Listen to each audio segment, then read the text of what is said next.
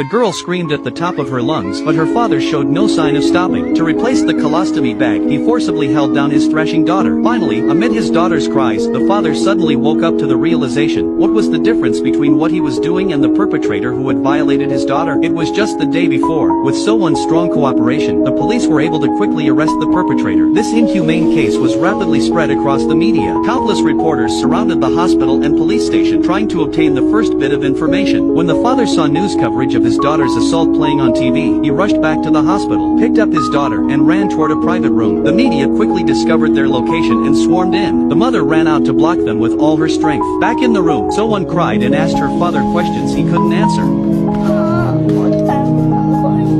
Choked with emotion, he lowered his head and began helping her clean up the broken colostomy bag. But So-won suddenly burst into tears, begging him not to come any closer. The father instantly realized something and hurriedly stepped back. After enduring such inhuman torment, So-won developed severe psychological trauma. She became silent and was too afraid to go near any men, including her own father. Every time her father came to see her, she would wrap herself up tightly in her bed sheets. All he could do was leave in silence. Soon, the court date arrived. In court, even when faced with irrefutable evidence and direct identification, the criminal acted innocent, claiming he had been drunk and didn't remember anything, refusing to plead guilty. The trial fell into a deadlock. To help So-won recover from her psychological trauma, the therapist suggested that her mother and a few friends dress up as mascots and visit her room to get her attention. The mascots lined up, danced, and tossed paper airplanes toward her. At last, So-won showed a long-lost smile. Seeing this, her father also wanted to make So-won happy in the same way. So he found the people who rented out the mascot costumes and asked to buy a cheap one. The shop owner handed him an old costume for free. That night, the father carefully entered the hospital room wearing the mascot outfit. He didn't dare get too close or say a word. So-won waved him over and opened her arms. The father gently hugged her. It was the first time the father and daughter had embraced since the incident. Though bittersweet, it was also heartwarmingly tender. Under the guidance of the therapist, So-won's condition gradually improved. She was willing to open up to the therapist. The therapist asked her what she wanted to do most after being discharged. So-won said she wanted to go to school, but now she couldn't. The therapist asked why. She said she was afraid that the way she was now would be embarrassing. Little by little, she began to tell the therapist that she didn't understand why helping an uncle with an umbrella on a rainy day had caused her to be hurt. She said she felt very sad because her mom and dad couldn't go to work and had to spend so much money. She was also really looking forward to her mom giving birth to the baby in her belly. She wanted to hold the baby but was worried that her colostomy bag would dirty the baby. This sensible little girl spoke calmly, but it made my heart ache unbearably. What So-won didn't know was that her neighbor, the chubby little boy, waited for her to come home every day. He stuck little notes on her front door. As time passed, her classmates all came to her house to leave their own notes too, praying for her recovery. Not long after, So-won was discharged. To avoid making his daughter feel uncomfortable, her father